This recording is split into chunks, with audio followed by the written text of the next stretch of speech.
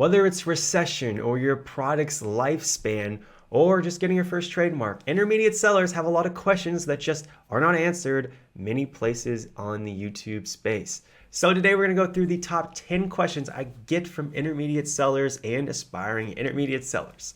The first one is about a coming recession and how it's going to affect your business. It's scary because the last time it happened, a lot of people lost their jobs. And we are way overdue for one. Historically, recessions happen every 7 to 10 years in the US like clockwork, and they almost always hit that time frame. But the last one was in 2008. It's been 12 years since we had a recession, so we are overdue. And when one comes, businesses go out of business, people lose their jobs, and it can be a scary time. But as an Amazon seller, should you be concerned? Well, let's take a look at the numbers because numbers do not lie. Right here, you can see a graph of US consumer spending for the last 25 years. You can see the dip right here in 2008 when we took that recession. Now, as an Amazon seller, we're driven primarily and only by US consumer spending. That's the only driving factor of how much money we can actually sell. As you can see here, there was a dip, and but it looks like a very small dip. We maybe dipped down not even 10%. Now, for a massive business like Walmart or Target that have huge fixed expenses, they have massive buildings, lots of employees that can't just fire all of them. They've got electricity they have to pay for and parking lots they have to clear snow from no matter what happens. They have a lot of stuff they have to pay for. So when they have a small dip in their revenue, it becomes a big deal because they have to pay for all these fixed expenses. But us as Amazon sellers, we have very few fixed expenses. I got to pay $40 a month for Amazon seller account, a couple $100 for other software I use, and that's really about it. So for us, when we have a dip in my sales, if my sales dip, say even 10% or even 30 or 40% for a year or two, I still am going to be just fine. So the data says in 2008, during the worst recession we've had in almost a century, sales, US consumer spending dipped by like 8%. So how much is your business going to really be affected by a recession? And the reality is, if you have making more money than you really need in order to live, you're going to be able to take that dip in consumer spending and be just fine. So it seems scary, and it could be if you're one of the people who gets fired, but if you're working for yourself, it's not really a concern of mine. I'm willing to be able to take a 10 to 30% reduction in sales. It's going to be fine. I'm going to live. So recession is not something we should be too worried about because we have very low fixed costs. Let's talk about product lifecycle. I'm actually in the middle of phasing out my very first product, so this hits very close to home. The product launched over 2 years ago and has been making me money ever since, quite passively. Now, the reason why I'm phasing out is because the market has simply developed beyond what I did. Originally, the market was down here, very subpar offerings, and I went up to people and started selling well because of my innovation. But the marketplace average and the products have just gone up, and people have launched new products with innovations that, frankly, I should have thought of myself. And now my product is not unique. It's an average or subpar product now. And so it's been making me money for 2 years, but it is over with, and I'm going to sell out and not reorder, which is sad, but also it's not. It's the life cycle of business. I look at my numbers here on Helium 10, and it shows me I made $35,000 in profit last year on this product. So that means I was getting written a $3,000 a month check for this product, and all I had to do was reorder it. I didn't change the listing ever. I didn't do the product is what it is. And so I was just getting written a $3,000 a month check for something I did a long time ago, and I'm very happy with that. I mean, there's no reason not to be. Now, this sounds scary, but it's the reality of any business. Every single business is going to move on and iterate past where it's at. It doesn't matter which one you're in, even if you're running in Subway. But this is very common. I've talked to an 8-figure seller who's good friends of mine, and she says that the average product lasts for 1 to 3 years. So this is what you should expect. Sounds scary, but it's not, because let's imagine you need 2 products in order to quit your job. That's going to make enough money where you feel confident to quit your job. Well, that just means if the products last for 2 years, you have to put out 1 product a year to replace those in order to continue your level of income. If you're only putting out one product a year while you're sitting at home playing with your kids, that's another level of chilling and relaxing. And I gladly take that life. So it's not really as scary as people make it seem. The Inventory Performance Index is a metric you never hear talked about, but it can completely shut down your business growth overnight. This is a metric Amazon gives every single Amazon seller with the goal of keeping their inventory levels in stock. Amazon doesn't want you to have 3 years of inventory in stock for a product. Typically, we recommend like 3 months and no more in Amazon's warehouses. So if your IPI gets too low, below a score of 400, Amazon will prevent you from sitting in inventory for any new products for an entire quarter until they reevaluate your IPI, and hopefully it's above 400 now. You could still restock old products up to the certain level Amazon recommends, to keep up with your current sales, but that's it. So what I saw happen one time is this girl, she had launched a product on Amazon just to kind of try it out. It didn't go well because she didn't pick a good product as one of those try products. I don't ever recommend them. So she let those inventory just sit in Amazon's warehouse for a while. And even though it wasn't like thousands of units, it was enough to destroy her inventory performance index. So she comes back to Amazon a while later to launch her second product, and she realizes as she's trying to order the product from the manufacturer, she cannot ship this product into Amazon because her IPI is screwed. If she would have simply gotten rid of those units, called that product a loss like it was probably going to be from the beginning, she would have been fine, but she didn't do that. So the IPI, let's take a look at it here. Something you can see here right on the homepage of Seller Central. I scroll down here on the right-hand side. Here's my IPI. It's 635. Then you can actually go click into this, and it will show you the different metrics that really matter and how you compare to other sellers. You can see I'm doing really great on excess inventory, but I've got a few stranded products I need to deal with. It's okay. So right there, but you can see 635 is not even close to 400, so I'm going to be totally okay. Now, on the right-hand side of this, I want to draw your attention to this little text blurb that says I paid $184 in FBA storage fees in December of 2019. I don't know why it hasn't updated for January yet, but it is what it is. Now, considering that I did 65 grand in sales in December, and even in a normal month, we do 22 grand.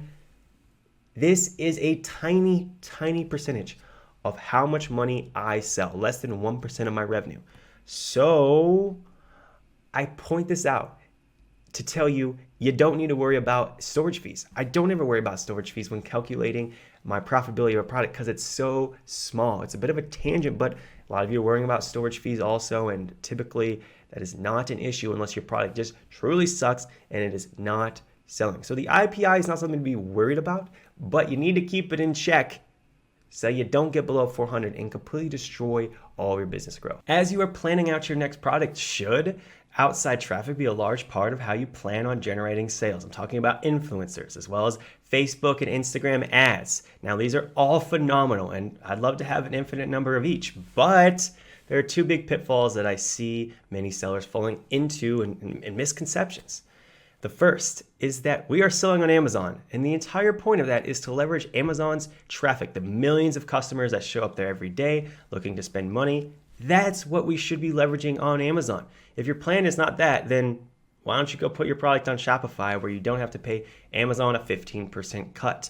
But even besides the 15% cut, if we're not there to leverage Amazon's customers, we're missing out on a huge, huge potential opportunity. That is the goal of Amazon. But the second one is the much more common mistake, and that is not realizing most products just are not going to be profitable on ads. They simply are. I've heard way too many case studies. There's only two types of products I see ever advertised that do well on my Facebook or Instagram.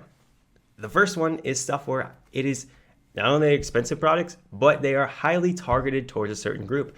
For me, that is trying to make money online. So I see tons of ads of people trying to sell me course after course after course.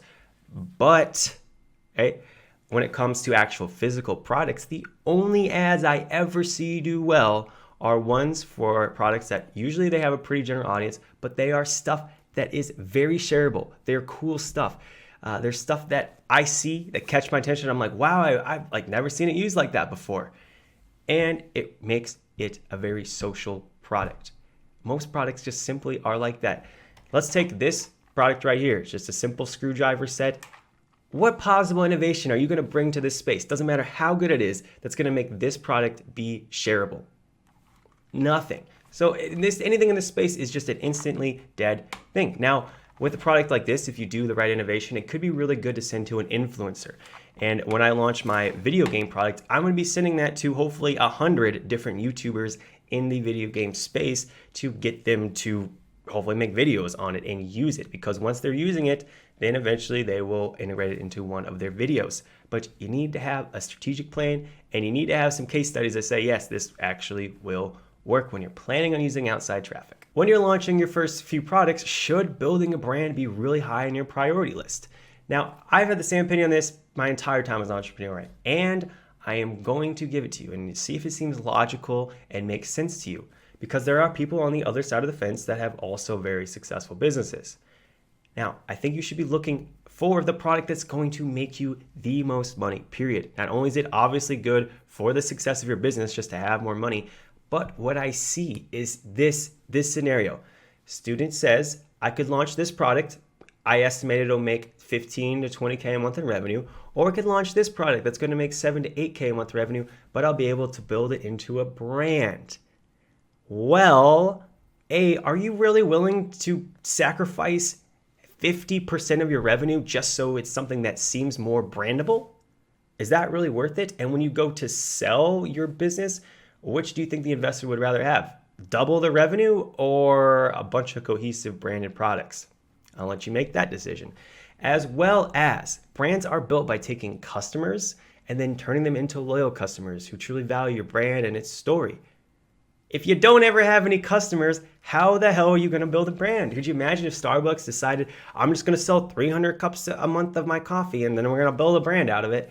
That would never work. So you're never going to get enough customers to build a brand. As well as, I don't even know the brand of the last 15 products I bought on Amazon. I don't. And chances are you don't either. So eventually down the road, and this is something I hope to do with the video game accessory I'm putting out, is to build a product that can be your cornerstone product. And then with that product, it has a lot of sales, a lot of attention, you can then build a brand out of that.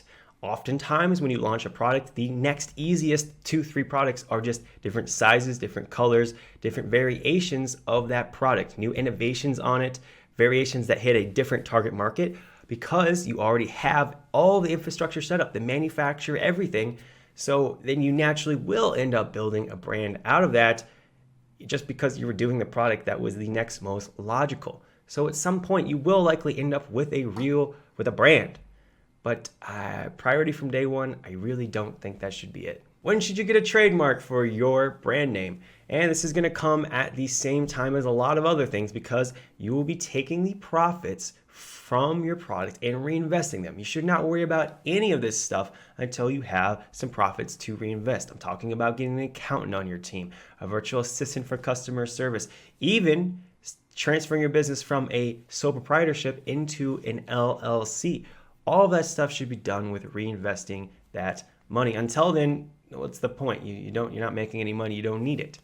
Now, trademarks are really nice. They give you access to brand registry, a lot more ability to edit your listing, to add videos to it, as well as a lot more protection against people selling counterfeits on your listing if you do have that issue. Getting trademark has become much, much easier, because Amazon has gone out in the last few months and launched their Amazon Intellectual Property Accelerator. Now, they've partnered with other law firms that do trademarks. And so when you go through one of these law firms to get your trademark, you will get access to brand registry before you get the trademark. Normally that takes 9 months to get yourself a trademark. So you'd have to wait 9 months to get access to what you really wanted. I didn't want the trademark. I wanted the damn brand registry. Well, now I've heard that it only takes 2 weeks after you file for the trademark for Amazon to give you access to brand registry. If you want to look up this program, just go Google Amazon Intellectual Property Accelerator, and that'll be the first link. Even though we're going to wait and reinvest our profits to hire an accountant, you're still going to need to keep track of things until that point, because when year one tax time comes around, unless you want it to be a nightmare, you need to have some processes set up. So we're going to need to track two things, our income and our expenses. Income is simple.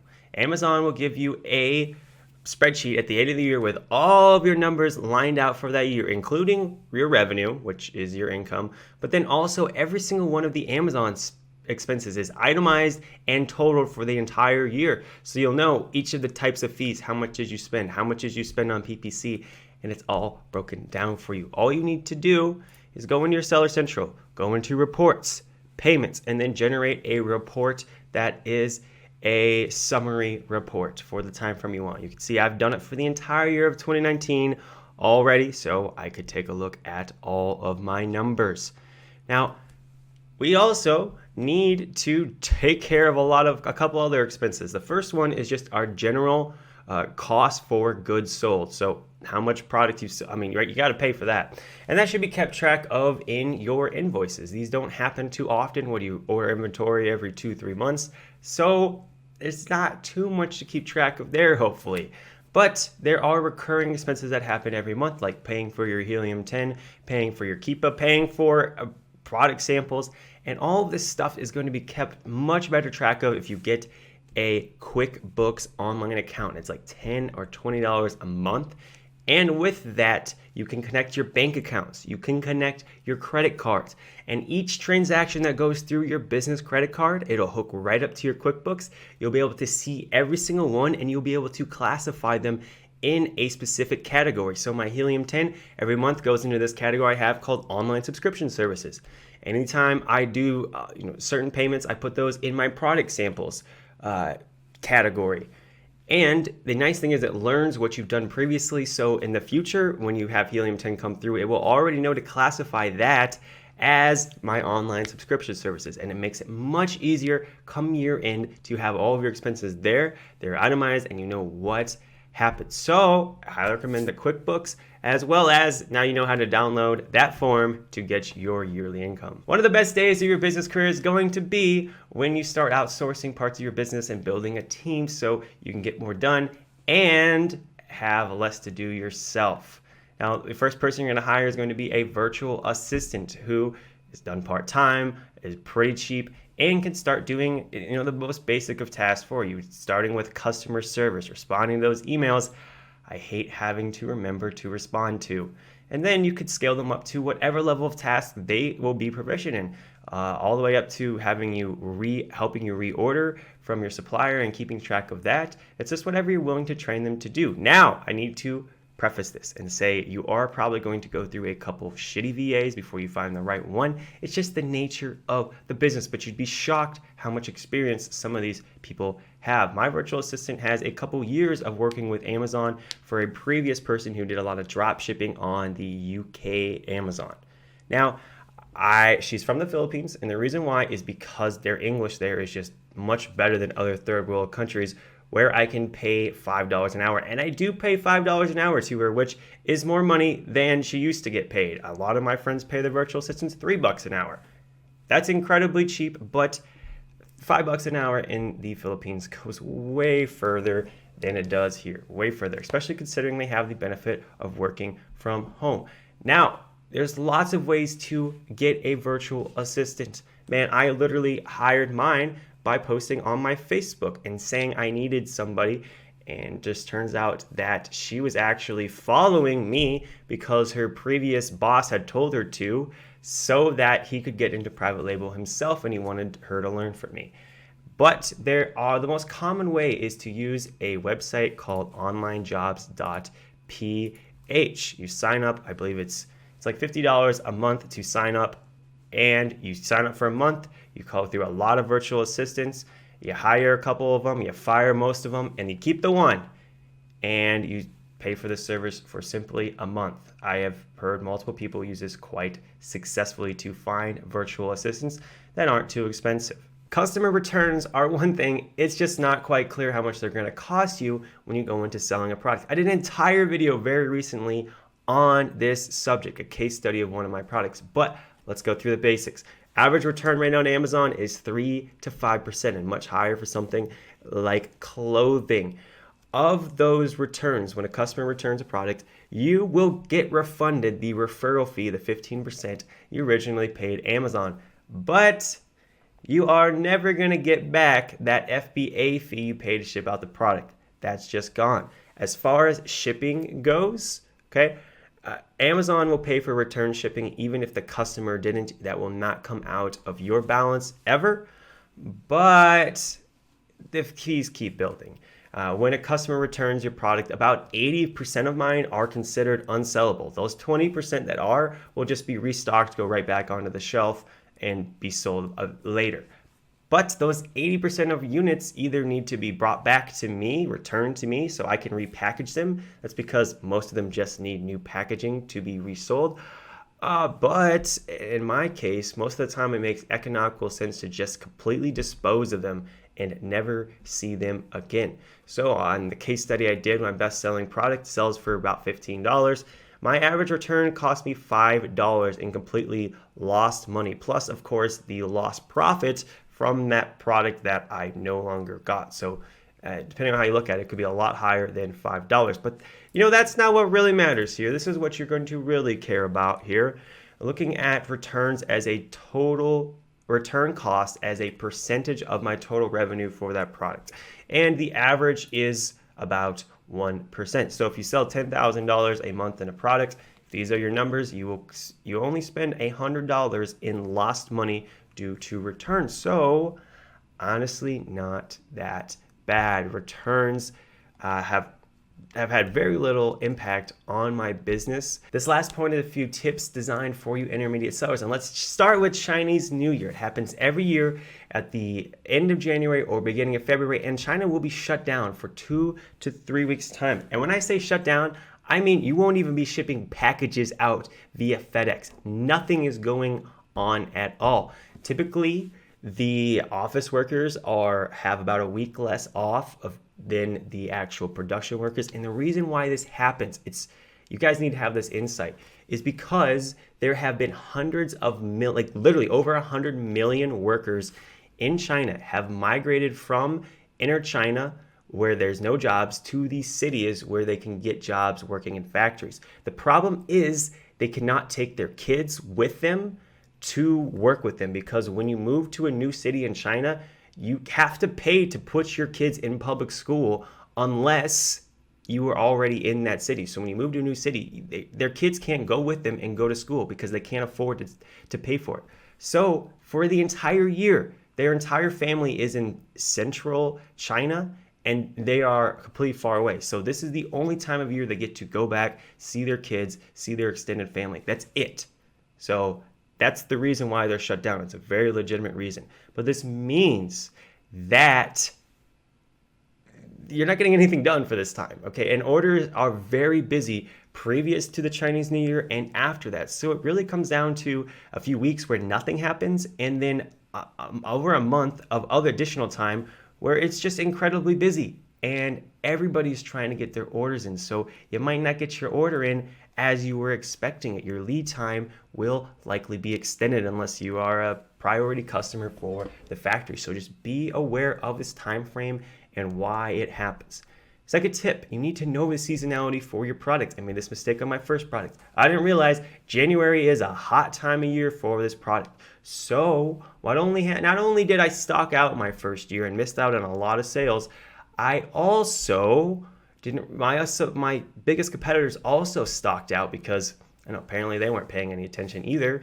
And I missed out on hundreds and hundreds of more sales because I would have had zero competition in this space during the time. So I'm serious. Know your seasonality. Know when it's coming up and plan for it. And lastly, though not least important, you need to realize that as you're investing in your second and third product, even your 12th product, it's that feeling of investing your money in something new, writing out that check for 4K or 8K, whatever it is going to be scary. Even if it's your fourth product and you've had 3 completely successful ones, you're still going to be intimidated to spend money unless you have so much money it's just an irrelevant sum. So be aware of that. It's going to always have that feeling, those butterflies in your stomach, like, I'm writing a $4,000 check right now for this new product, unless $4,000 has eventually become of no value to you, and it's nothing. So it's gonna happen. Don't be worried. Don't be concerned about it. If these tips have resonated with you, you may want to check out a very similar video I did